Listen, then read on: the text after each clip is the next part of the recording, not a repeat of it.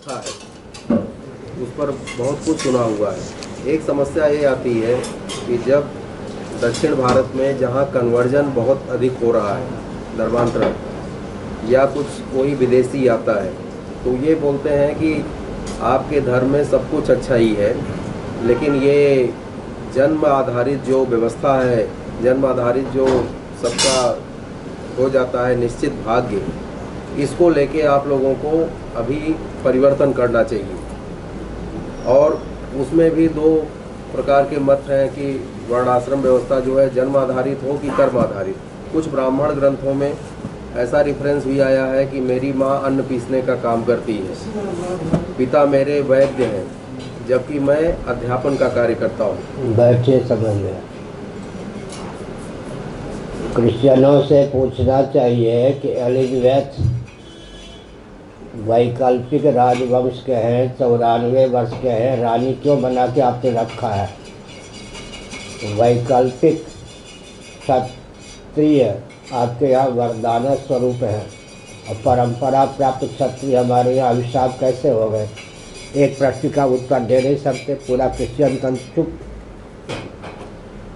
समझ गए ना? विकल्प अल्टरनेटिव होता है ना। एलिज़ाबेथ की आयु क्या अभी? 94। पुरानी है या नहीं?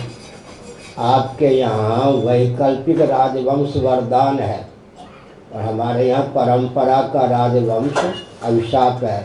किसने सिखाया? ये पूछना चाहिए, इसका उत्तर उनके पास कुछ नहीं। ऐसे व्यक्तियों को हमारे पास भेज दें, 2 मिनट भी टिक नहीं सकते। पोप जो हैं ब्राह्मण नहीं होते, वैकल्पिक ब्राह्मण होते हैं, वो आपके लिए वरदान स्वरूप है। परंपरा प्राप्त ब्राह्मण हमारे लिए अभिशाप कैसे हो गए? दूसरी बात यह है कि कोई भी समाज हो, तंत्र हो, उसे शिक्षा, रक्षा, अर्थ सेवा, स्वच्छता आदि के लिए 5 विभाग बनाना ही पड़ेगा। इसमें कोई मतभेद है क्या? एक विभाग में भी शेष 4 विभाग बनाने पड़ते हैं। अब प्रश्न उठता है कि प्रशिक्षण के बल पर या परंपरा और प्रशिक्षण दोनों के बल पर? इतने सी बात है ना। शिक्षा भी चाहिए या नहीं? रक्षा भी चाहिए या नहीं? कृषि गौरक्ष वाणिज्य के वेत्ता चाहिए या नहीं? सेवा, कुटीर उद्योग, लघु उद्योग के जानकार चाहिए या नहीं? स्वच्छता विभाग चाहिए या नहीं? विभाग तो 5 चाहिए ही, उसमें कोई मतभेद है क्या? नहीं है।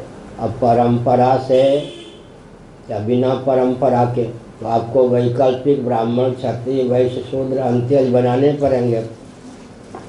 वैकल्पिक ब्राह्मण इत्यादि बनाएंगे, समय अधिक खर्च होगा, संपत्ति अधिक खर्च होगी, फिर भी संस्कार का आधार नहीं कर सकेंगे। पहले दूसरे कॉलम में या तीसरे कॉलम तक ही सब भर जाएंगे, बाकी कॉलम खाली रहेंगे। इन सब विसंगतियों का निवारण तभी हो सकता है जब सनातन परंपरा से वर्णम व्यवस्था हो, आश्रम व्यवस्था हो। जिनके यहाँ सैकड़ों वर्ष पहले ये व्यवस्था टूट गई, उनकी लाचारी है कि वो वैकल्पिक ब्राह्मण इत्यादि बनावे। हमारी क्या लाचारी? इसका कोई उत्तर उनके पास नहीं है। दूसरी बात यह है कि मैं अगर प्रश्न कर दूं अर्थ की दृष्टि से, धर्म मोक्ष की बात छोड़ दीजिए, अर्थ की दृष्टि से मैं अगर प्रश्न कर दूं, एक ऐसी परंपरा जहाँ हर व्यक्ति की जीविका जन्म से आरक्षित है, जहाँ हर व्यक्ति की जीविका जन्म से आरक्षित है, वहाँ आर्थिक विपन्नता, अनावश्यक विषमता होगी या नहीं? इस प्रश्न का विश्व के पास क्या उत्तर है? पूरा विश्व आर्थिक दृष्टि से संतप्त रहेगा ही। क्यों? हर व्यक्ति की जीविका जन्म से आरक्षित नहीं है, सुरक्षित नहीं है।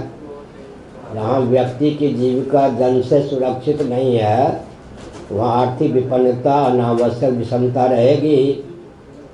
और जहाँ हर व्यक्ति की जीविका जल से सुरक्षित है, वहाँ आर्थिक विपन्नता, अनावश्यक विषमता का कोई प्रश्न ही नहीं। आर्थिक दृष्टि से वर्णाश्रम की उपयोगिता हो गई। अब काम की दृष्टि से 1000 विश्व सुंदरी खड़ी कर दीजिए। सनातन धर्म विचार करेगा कि गोत्र, प्रवर आदि की दृष्टि से विवाह करना चाहिए या नहीं। किसी की बहू बेटी पर किसी के द्वारा खतरे की घंटी बज ही नहीं सकती। काम की दृष्टि से अभी जो हो रहा है, अर्थ और काम की दृष्टि से भी वर्णाश्रम की निंदा नहीं कर सकते। जनसंख्या की दृष्टि से कर ही नहीं सकते। ब्राह्मण चारों आश्रमों में अधिकृत हैं तो उनकी संख्या अपने आप कम होगी। क्षत्रिय संन्यास आश्रम में अनधिकृत हैं और धर्म युद्ध के लिए सदा उद्यत रहते हैं तो उनकी संख्या जितनी होनी चाहिए उतनी होगी। वैश्यों को कहा गया वानप्रस्थ और संन्यास का दरवाज़ा मत खटखटाइए। कृषि, गौरक्ष, वाणिज्य के गुरुतर प्रकल्प आपके ऊपर हैं, उनकी संख्या जितनी होनी चाहिए उतनी ही होगी। और शूद्रों से कहा गया गुरुकुल, वानप्रस्थ, संन्यास का दरवाज़ा मत खटखटाइए, उनकी जनसंख्या, उनकी संख्या जितनी होनी चाहिए उतनी होगी। यह वैज्ञानिकता है या नहीं? तो जिनको इन सब का ज्ञान नहीं है उनको बरगला सकते हैं। उनके यहाँ एलिजबेथ वरदान है, और जो कि वैकल्पिक क्षत्रिय राजवंश चलता है या नहीं इंग्लैंड में, अभी 94 साल की है। हमारे लिए परंपरा प्राप्त। पाँव को प्रशिक्षण देंगे हाथ बनने का तो कितना सफल होगा पाँव, ये भी देख लीजिए।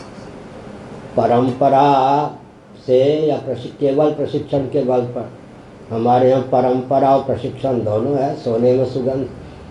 उनके यहाँ केवल प्रशिक्षण के बल पर ब्राह्मण आदि बनाएंगे, संस्कार का आधार नहीं होगा, ऊपर के कॉलम में ही सब बढ़ जाएंगे। सफाई कर्मी जानबूझ के कौन होना चाहेगा? झक मार के ही कोई होगा या नहीं?